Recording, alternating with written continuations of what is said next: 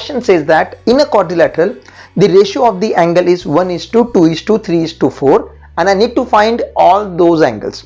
Okay. First thing first, the name of the quadrilateral is not at all given to us. So all the properties that we learnt for the parallelogram, trapezium, kite are useless over here presently.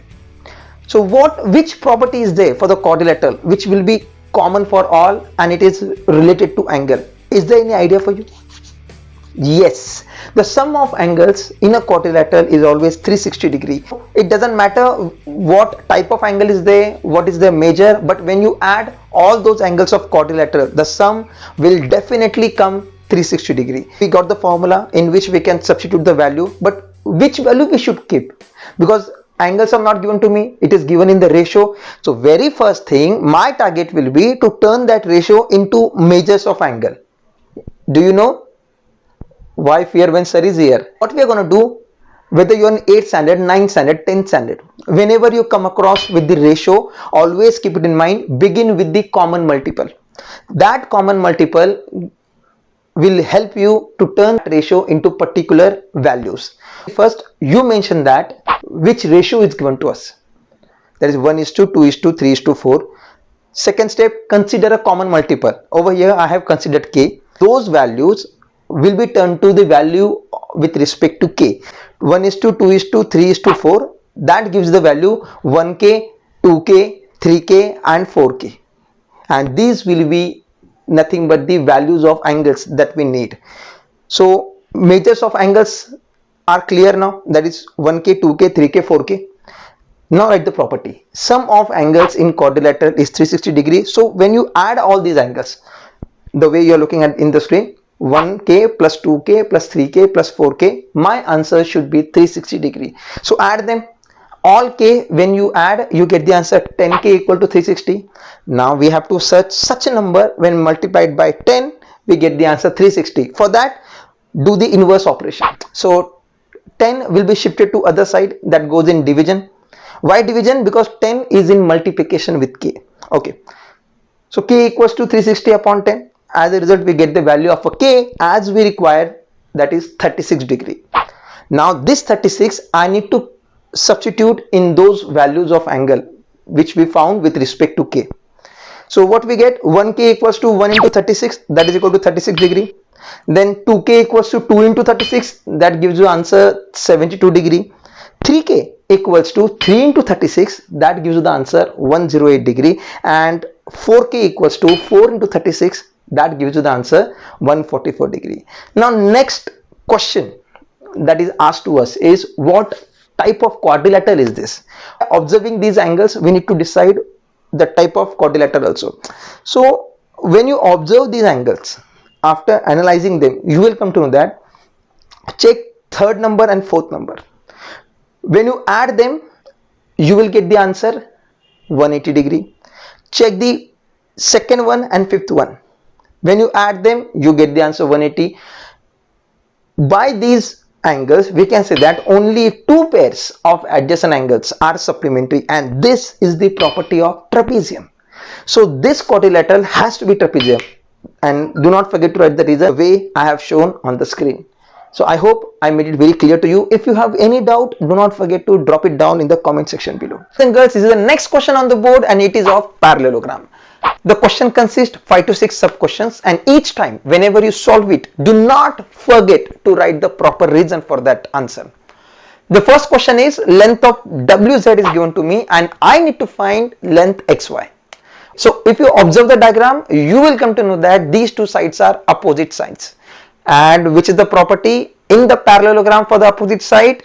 Yes, opposite sides are equal in measures, and that is why if WZ is 4.5 centimeter, then ultimately XY is also 4.5 centimeter, and don't forget to write the proper reason for it. And what is the reason? Opposite sides are congruent. Second question is, again, length YZ is given to me, that is 8.2 centimeter, and I need to find XW. Again, if you observe, you will come to know that these two are opposite sides, and again the measures will be equal. Don't forget to write the proper reason the way it is shown on the screen. The next question, it is length OX given to you. Now where is OX? First of all, observe in the diagram. OX is the part of a diagonal, if you observe, right?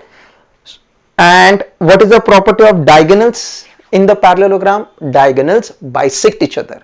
Bisect each other, that means that point O is nothing but midpoint for those both the diagonals. OX is given to me and I need to find OZ. OX and OZ are the two parts of same diagonal.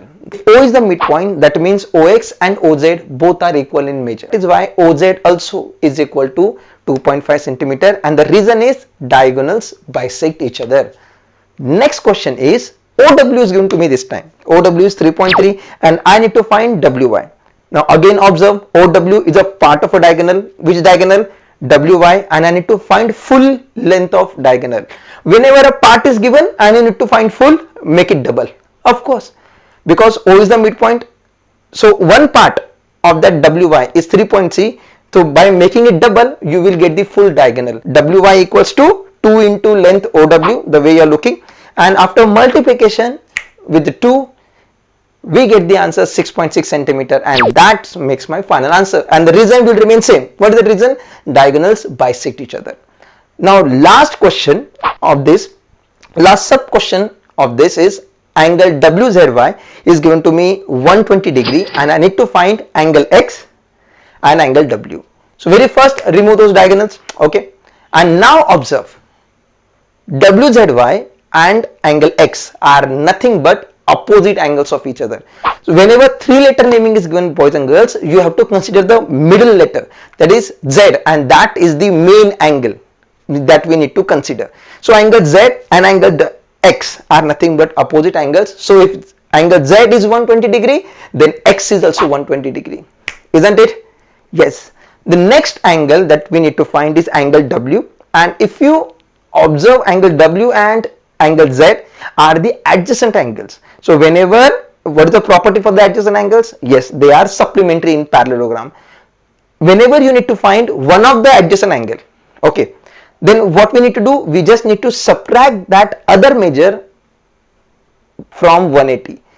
So WZY plus W equals to 180 first of all. Reason will be same, adjacent angles are supplementary. And how to find the value of W?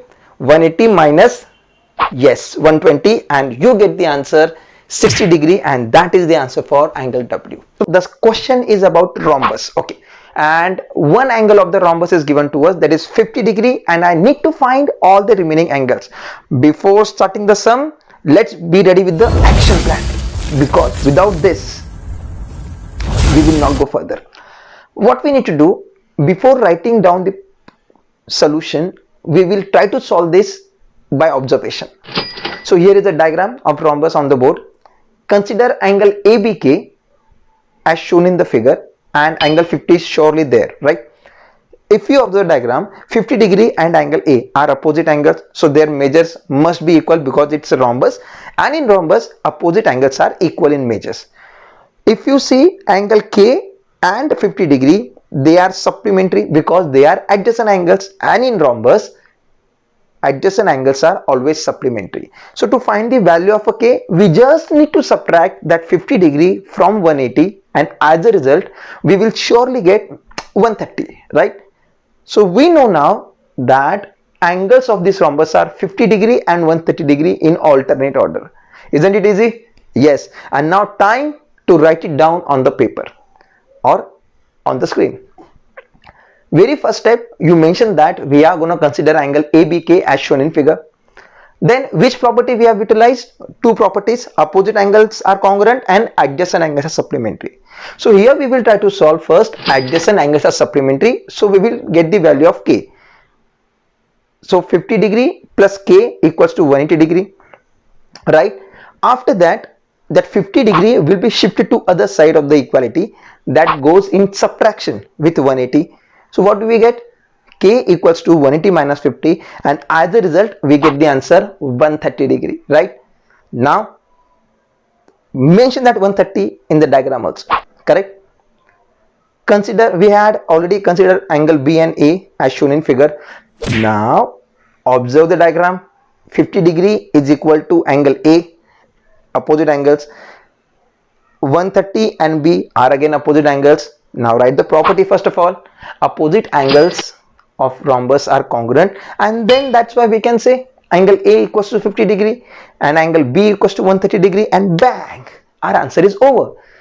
Now write the final answer. Required angles are 50 degree, 130 degree, 50 degree, 130 degree, or as we require only 3 angles, just mention 130 degree, 50 degree and 130 degree. Isn't it easy? Yes. Now here we go with the next question on the board. The question is about parallelogram. Okay, the angles given to me are 3x minus 2 and 50 minus x. These both the angles are opposite angles of each other. Now, which is the property of opposite angles in parallelogram? Yes, opposite angles of parallelogram are equal, and I need to find all other angles of that parallelogram. Very first, action plan. Yes, we will try to find the value of x. The moment we find the value of x, we will resubstitute it in the given angles, that is 3x minus 2 or 50 minus x. Once we get the value of angle, then we will consider one more angle which will be adjacent to that angle. And we know adjacent angles of parallelogram are supplementary, and then we can find that angle also. So this is our action plan, that in which we need to find the value of x first. So here we move. Very first, you write the property opposite angles of parallelogram are congruent. That is why we can say 3x minus 2 is equal to 50 minus x. Correct? As they are in bracket, remove the bracket first and write the sum as it is. Second step, always keep it in mind whenever you come across with this type of situation or the equation, you have to shift or move all the numbers with letter at one side of the equality and numbers without letter at one side of the equality. Okay, so 3x is the number with letter, right? So from the other side of the equality, that x which is in subtraction should be moved towards the 3x, right? And with 3x we have number without letter, that is negative 2. It should be moved to the other side of the equality, that is towards the 50. So very first you write 3x and 50 as it is. When x moves towards the 3x, it goes in positive. Why? Because over here it is in negative. 2 also, which is in negative, when move towards the 50 degree, it goes in positive. So as a result we have 3x plus x equals to 50 plus 2. Now add 3x plus x. How many x? 4x. Other side, 50 plus 2, 52. We get 4x equals to 52. And now that 4 which is in multiplication with x will be shifted to the other side in division, right? We get x equals to 52 divided by 4, and as a result we get the value of x, that is 13 on the board, right? Now that value of x, that is 13, we are gonna resubstitute in the given angle, that is 3x minus 2. What do we get then? 3 into 13 minus, as a result we get 39 minus 2, and then that gives the answer 37 degree. So in short, the given angles which are equal to each other, that is 3x minus 2 equals to 50 minus x, because they are opposite, are both the equals to 37 degree. Now first part of our solution is done. Second part is what? We will consider one adjacent angle for that 37 degree.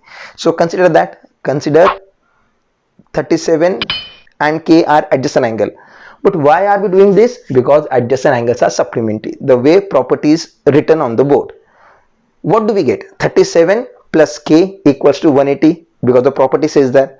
So angle k will be found by subtracting 37 degree from 180. That results in k equals to 143 degree, right? And by finding this k, we have found all the angles of parallelogram which are required angles as 37 degree, 143 degree, 37 degree and 143 degree. The way I told you, always write them alternately. We will begin with 8.3, third question. We need to draw a parallelogram ABCD in which BC and AB, two sides are given to us, and I need to draw along with them angle B2, that is 40 degree. Okay, so we are going to begin with side in which angle B is present. You can choose AB also, BC also, but better to choose longer one always. Okay, so draw BC first of all. After drawing BC, we will draw angle 40 degree from B. While drawing angle 40 degree, keep it in mind the reference line went BC. Okay, as I need to draw angle B and C is on the right hand side or the right side, so we will start counting from the right side 0 on the protractor. Keep it in mind. Once the angle is located, it is 40 degrees somehow, then we are going to take distance 3 centimeter in the rounder and draw point A on this arm over here, right. So once the arc is drawn, 3 centimeter is, after taking 3 centimeter distance, point A will be located, and from point A and C, by taking distance first 7 centimeter, okay, and then 3 centimeter, we will locate point D with the help of rounder. Okay, so, and after drawing that, join them and your quadrilateral, that is parallelogram, is ready. So let's do it with the proper construction tools. Okay, so as per our rough diagram, we are going to draw segment BC first for the given parallelogram. It is 7 centimeter, and do not forget to mention the naming of it. After that, we are given with the angle B also, right? So take the protractor, keep the center point on a B in such a way that reference line will overlap BC exactly the way you are looking in the screen.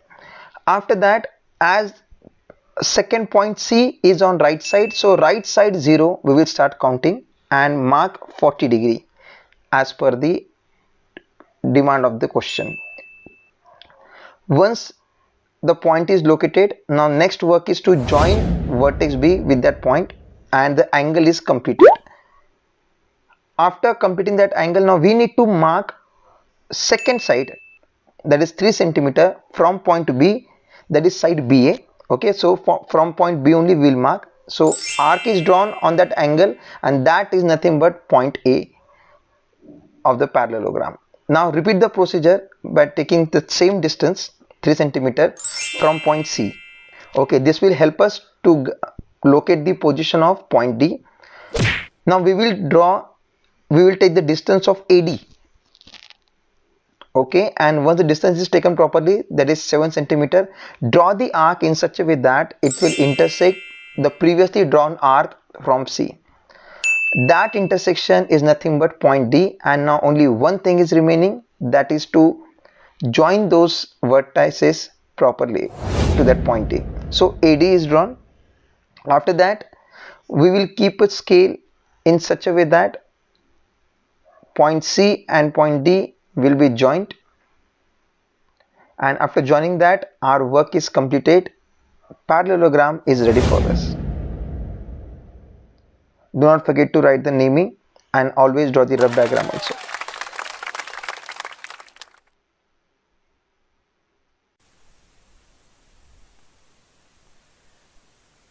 now boys and girls, we will do question number 5 of 8.3, quadrilateral BARC, BARC. I need to draw. The quadrilateral is given with one diagonal. In this situation, boys and girls, we need to draw diagonal first. That makes our sum easier. Once you draw the diagonal, 2 points are already located by us, point A and point C. Now only point B and point R is remaining, right?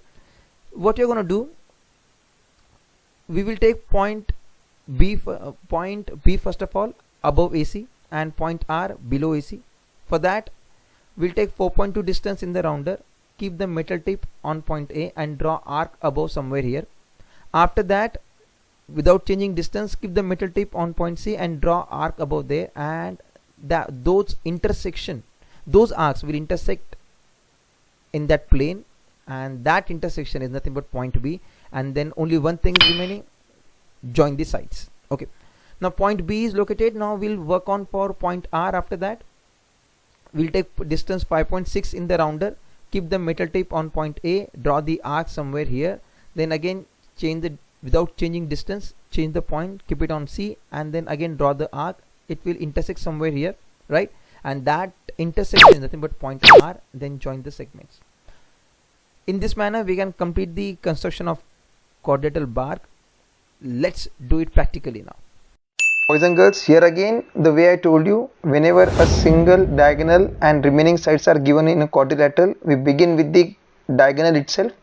So diagonal is drawn, diagonal AC, and the distance taken is 6 centimeter. Take the distance properly. After that we are gonna plot third point above segment AC and the fourth point below segment AC. If you observe the given details, you will come to know that side BA and side CA are given equal, and that is 4.2 centimeter. So take 4.2 distance in the rounder and draw arcs from point A and from point C above the segment AC. Take the distance carefully. Now once the distance is taken, you are confident enough, then you are free to draw the arcs the way I am drawing above side AC. Now repeat the procedure for point C also once you have done with point A. Once the arcs are drawn, the intersection of those arcs is nothing but point B. Keep it in mind.